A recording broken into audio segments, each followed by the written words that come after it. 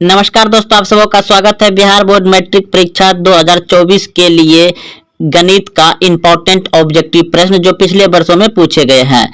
तो प्रश्न देख रहे हैं आप, Y square bracket 1/y plus 3 bracket of बराबर क्या होगा। तो आपके सामने ऑप्शन ए में दिया गया है y, ऑप्शन बी में दिया गया है y plus 3, option C, option D दिया गया है। तो देखिए इस प्रश्न को कैसे बनाएंगे। आप जान रहे हैं कि अगर ब्रैकेट टूटेगा तो क्या होगा, दोनों में गुना हो जाएगा। तो पहली बार जो गुना होगा तो ये कितना हो जाएगा, y पे स्क्वायर बटे y प्लस फिर क्या हो जाएगा 3y पे स्क्वायर, इस तरह से हो जाएगा। तो दोस्तों आप देख रहे हैं कि इस पे 2y है, ऊपर क्या है 2y है, एक नीचे 1y है।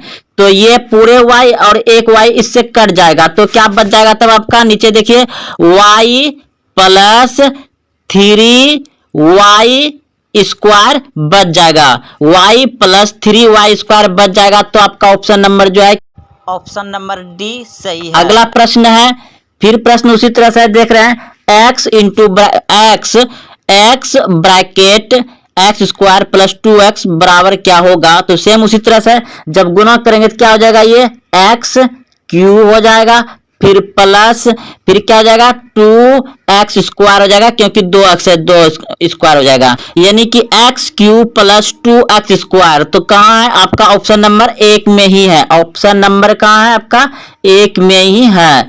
अगला प्रश्न है, त्रिघात बहुपद का सबसे वैकल्पिक रूप है। तो त्रिघात का सबसे वैकल्पिक रूप जो होता है आपका ऑप्शन नंबर सी बिल्कुल सही है।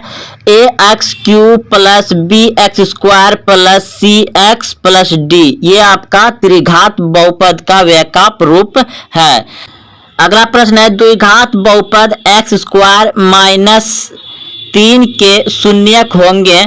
तो दोस्तों इस प्रश्न को देखिए कैसे बनाएंगे। तो आप देख रहे हैं प्रश्न क्या है, x स्क्वायर है माइनस 3 है। तो हम क्या करेंगे, बराबर देकर के इधर 0 दे देंगे, क्योंकि शून्य निकालना है ना। तो फिर यहाँ पर होगा x स्क्वायर बराबर 0 प्लस 3 कैसे हुआ, क्योंकि इसको -3 को बराबर का उस पर भेजे तो +3 हो जाएगा। तो अब क्या हो जाएगा, x स्क्वायर बराबर हो जाएगा आपका यहाँ 3। जब ये स्क्वायर को उस पार ले जाएंगे तो क्या हो जाएगा, रूट में हो जाएगा। लेकिन दोस्तों याद रखिए, यह जो कि द्विघात बहुपद में जब और ये रियल मायने में जब स्क्वायर को उस पार करते हैं तो प्लस और माइनस में रूट अंदर आता है, प्लस और माइनस में रूट अंदर आता है। तो आपका हो जाएगा एक बार क्या हो जाएगा, प्लस में √3, एक बार हो जाएगा माइनस में √3। तो एक बार प्लस में एक बार माइनस में कहाँ है, ऑप्शन नंबर बी सही है आपका, ऑप्शन नंबर बी सही है। √18 का परिमेयीकरण गुणांक है। √18 का परिमेयीकरण गुणांक है। तो गुणांक क्या होता है पहले इसे समझिए दोस्तों। जैसे कि 2x है तो ये 2 का ये जो है कि x गुणांक है। जैसे कि 2√3 है तो ये 2 का √3 क्या है, गुणांक हो जाएगा। तो आप गुणांक समझ गए। तो देखिए इस प्रश्न को कैसे बनाएंगे। तो रूट अंडर कितना दिया गया है, 18 है। तो हम सब इसको क्या करेंगे, तोड़ देंगे, यानी कि 3 गुना 2, रूट के अंदर तोड़ दिए तो ये 2 को मिलकर बाहर हो जाएगा, यानी कि कितना जाए आपका 3√2। तो इसका 3 का गुणांक क्या हो जाएगा, √2। तो √2 है आपका ऑप्शन नंबर बी, बिल्कुल सही है, बी हो जाएगा इस प्रश्न का। अब अगला प्रश्न है आपका, अगला प्रश्न है कि 45 तथा 60 का मोसो है। 45 और 60 का मोसो पूछा गया है। तो दोस्तों हम लोग इस तरह से निकालते हैं, 45 और कितना है 60 है। तो इसको इस तरह से लिखकर कैसे निकालते हैं। तो देखिए याद रखिए, इसी में से हम आपको एलसीएम और एचसीएफ यानी कि लोसो और मोसो निकाल के बताएंगे। याद रखना है कि जैसे कि एक ही पहाड़ा से कटे और सिर्फ इधर का मान रखना है आपको। एक ही पहाड़ा से कटना चाहिए सभी, और इधर का मान लेना है, नीचे का मान इधर जो आएगा इस तरफ का मान नहीं लेना है। तो हम देख रहे हैं कि 15 से जो है कि ये कट जाएगा, 15 से, यानी कि इसको फिर से लिखते हैं, इसको फिर से लिखते हैं, कितना है 45 और कितना है 60, बीच में कोमा, इसका मान निकालना है। तो हम देख रहे हैं क्या 15 से भाग देंगे तो ये सभी एक बार मतलब एक ही पहाड़ा से कट जाएगा, 15 से सभी कट जाएगा। तो हम देख रहे हैं 15 45, अब 15 चौके 60, कट गया।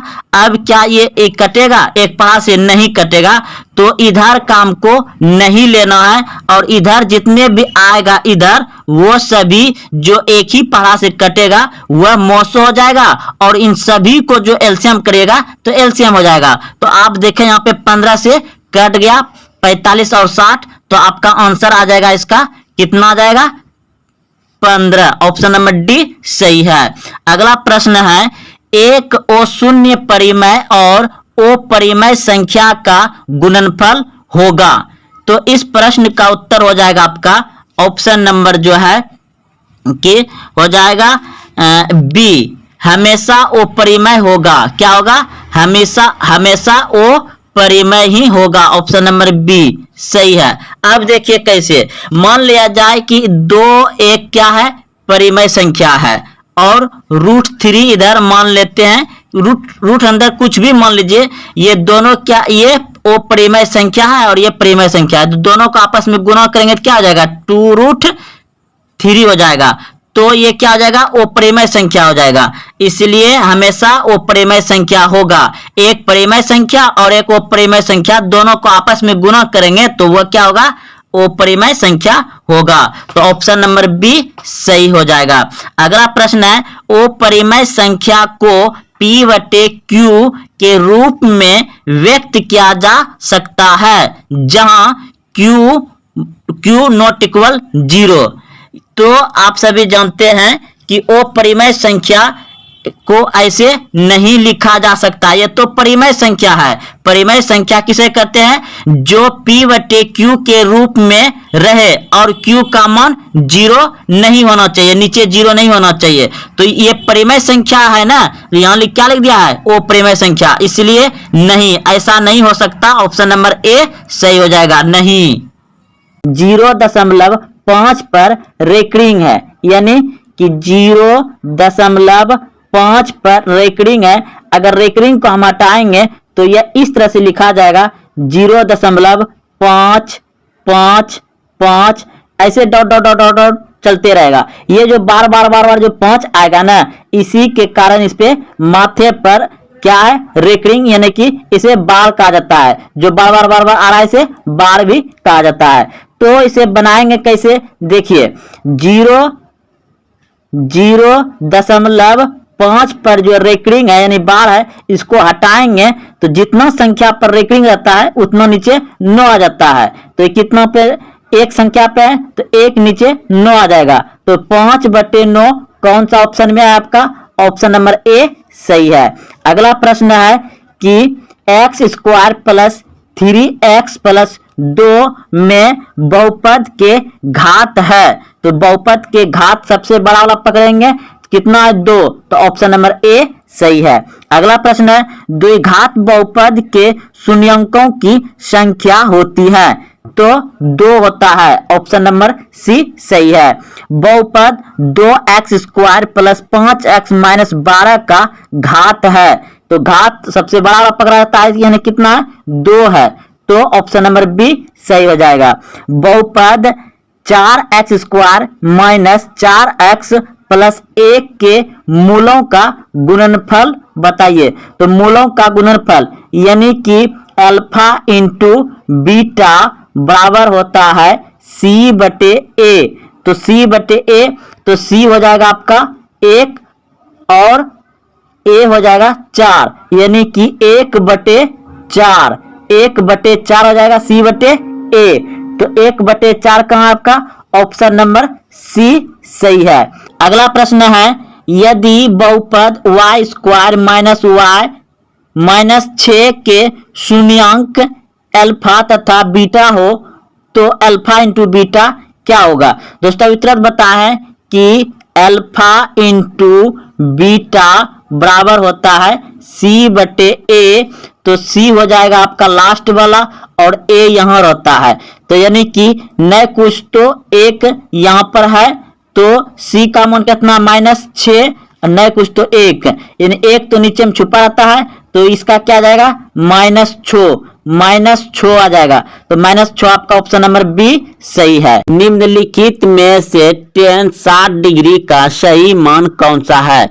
निम्नलिखित में से tan 60 डिग्री का सही मान होता है √3, ऑप्शन नंबर बी सही है। अगला प्रश्न है, यदि 3 थीटा बराबर 90 डिग्री तो cos थीटा का मान निम्नलिखित में से कौन सा होगा? दोस्तों अगर यदि इस 3 को हम इधर लाएंगे, यानी थीटा बराबर इधर तब कितना हो जाएगा 90 डिग्री बटे 3, तो ये कट जाएगा 3 बार में, यानी कि 30 बार में, तो 30 हो जाएगा, तो बन जाएगा अब ये cos 30 डिग्री। तो cos 30 डिग्री का मान क्या होता है? तो cos 30 डिग्री का मान होता है आपका √3/2, ऑप्शन नंबर सी सही है। √3/2 होता है cos 30 डिग्री का मान। अगला प्रश्न है, यदि 2 cos थीटा बराबर √3 तो थीटा का मान निम्नलिखित में से कौन सा होगा? यानी 2 को इधर लाएंगे तो क्या हो जाएगा cos थीटा बराबर √3/2, तो cos थीटा बराबर √3/2 होता है 30 डिग्री का मान। तो ऑप्शन नंबर बी सही है। 30 डिग्री का मान जस्ट अभी तुरंत पर है। cos थीटा बराबर होता है √3/2, तो समझिए वह थीटा के जगह क्या आ जाएगा 30 डिग्री आ जाएगा। अगला प्रश्न है आपका, निम्नलिखित में किसका मान 1/√2 के बराबर होता है? तो 1/√2 के बराबर होता है। तो हम जानते हैं कि tan 60 डिग्री का मान होता है √3 और cos 45 डिग्री का मान होता है 1/√2। तो यही तो पूछ रहा है, तो ऑप्शन नंबर बी सही हो जाएगा। और sin 30 डिग्री का मान होता है 1/2, तो आपका ऑप्शन नंबर बी सही है। अगला प्रश्न है, निम्नलिखित में किसका मान सबसे छोटा है? निम्नलिखित में किसका मान सबसे छोटा है? तो यहाँ दिया गया इनमें से सबसे छोटा मान कौन सा है?